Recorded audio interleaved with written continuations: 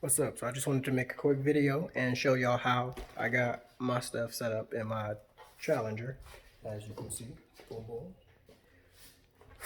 Trying to get this all set up it's not really hard, thankfully. But you gotta, I mean, if you really want a clean install, you gotta decide whether you want to go with a spare or not have no trunk space, or not have any trunk space. So I chose to not go with the spare because I got roadside, and if I'm going somewhere, get stuck, I'm just gonna have to use my roadside. Paying for a reason, right? So um, I can still technically, if I'm going on like a long trip or something, I can put my spare seat in the back and just in case, But if it's like around town, something like that, I ain't got nothing to do. I can leave a spare in the garage and not worry about it. But just to show you here, so I am using the stock Uconnect. As you know, it's kind of hard to replace that. So I got that wire to the LC2I. That's going up here actually, off of the rear speaker. So the way I do that is I usually cut it and then I leave enough to strip it back. I connect a aftermarket wire to that, and then I split it or splice into it, or split it into the factory, and then the other one's going to the LC2I. So these still work, but it basically gives you a lot more room to work with when you use more speaker wire, of course. So that on that side, ran out of that color speaker wire, but same thing on that side. Cut it, connect the speaker wire, and then use a connector to put the speaker wire that's going to the LC2I, and one going to the actual harness for the radio. So I have that way. I have 6.5 components run from the front to the back. This I haven't completed yet. It's actually spare, don't need that. But so as you can see, got that coming in. This is, I gotta color code it.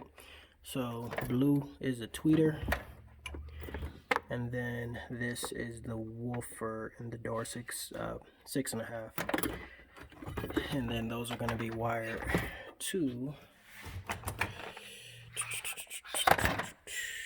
my Hertz passive crossover. So I don't know where I'm gonna stick those at yet. I'm probably just gonna line them both up right there. But I kind of want to go passive or active crossover. So getting rid of the LC2I, getting a digital sound processor, and having like maybe 8 out 10, or 8 in 10 out, 6, maybe 6 in 10, or 6 and 8 out. It depends. I just got to see the price, and I'm not trying to go overly insane for that. But yeah, no, I mean, this is pretty easy. You can cut some extra plywood, birch plywood I had laying around. Cut that. I took out the spare, drilled a hole in the middle so I can put that on there, tighten it down with this. So if I ever want to take it out, I could just go ahead and unscrew that, pop it out. So it's a pretty easy setup. Got my power thing right there going there. That's going to be connected to the battery. But yeah, once it's actually all cleaned up and everything connected, it's going to look a little better than I do right now. I'm not a professional installer by any means, so I don't really want it to look super 100% neat. As for me, nobody else will probably even see my amps. So it's not really a big deal, but even that don't look too bad itself. So that is that. Again, not hard to do. The speakers in the door are 6.5, so you do have to get a 6.5, or they're 6x9, so you got to get a 6x9 converted down to 6.5, or whatever size you're gonna use. The components are really easy to get out. So actually, see here, in terms of getting a door off, you have a clip here that you press in right there. You have 3 screws at the bottom. You have a screw under here, and you have a screw under here. So you take all those off, you pull the door. It is held on by clips, so don't be afraid. You're not gonna break it, I hope. It's not like you, the Hulk out here ripping stuff, Hulk smash or nothing. But once you get that, that'll come off. Then you got their star bits on the actual door speaker. So when you take it off, you do need a star set. I don't know the size, but you will need a set.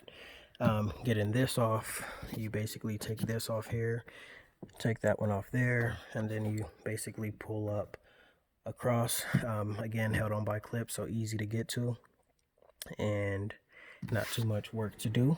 You don't need to take this off, so I mean, I guess if you want to replace the radio itself, you can.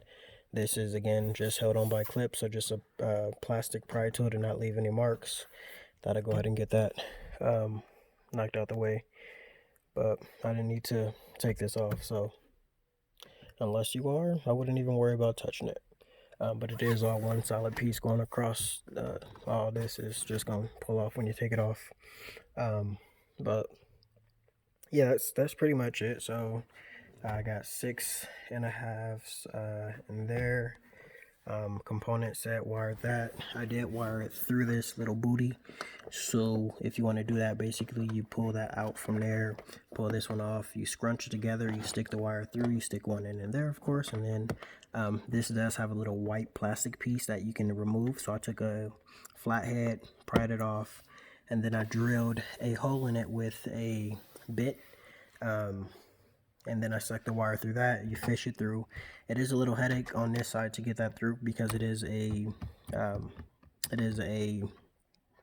I guess just like a block of harnesses right there. So you would want to unscrew that. It's a socket, so you'll want to go ahead and unscrew that, fish the wire through, take it all the way back. Take the seat off. To take the seat off, you literally just pry up right around the corner where there's the most tension. You don't want to do it somewhere else. You might end up like bending or folding the seat. So I just do it where the most tension is, where you can get the most force on a clip. Pull that up. Then you can wire it through, and as you can actually see, the wire's right there. So take it through the back, and that will get the wire back here. And when you get back here, again, I'm not using my spare, so I'm just gonna have the wires coming back here, and these are going to connect directly to went ahead and tied the end off again because this is my component. I ran out of speakers, so I just left enough to use this to signify that this is the component, or the tweeter, and this is the woofer. So you know, once you're back here, you basically take these, boom, connect them to whatever you can connect them to, whether it's directly to an amp. If you have the RCAs or aftermarket radio or a digital brown, whatever you're gonna connect it to, you just connect it that way. So pretty easy to do. Of course, whenever you do one of these, it's time consuming. I did go ahead and put some Dynamat under here, if we can see it. Boom. So with this, you don't have to do the whole trunk, like you don't have to line this whole trunk up. You usually can do about 3/4 and it's going to sound just as good. It's basically just sounding, and the rest, once it hits this, the vibration stops here by the time it gets to this. So that's why you don't really need to do the whole trunk. If you're gonna put them in there, if you got a big system, you know, these come off. You just unscrew this, pop out the clips, pull that off. You can do the sides. I don't have that much bass, and this car is heavy, so didn't really worry about that. But yeah, so that's my setup. This is how I wired it, and my sub is under there, as you saw in the other video. At first I had everything sitting on the spare, then I decided to take it out. I'm not going nowhere with a spare, just gonna have it wired like this. So that is how I have everything set up for my Dodge Challenger, and that is it. All right.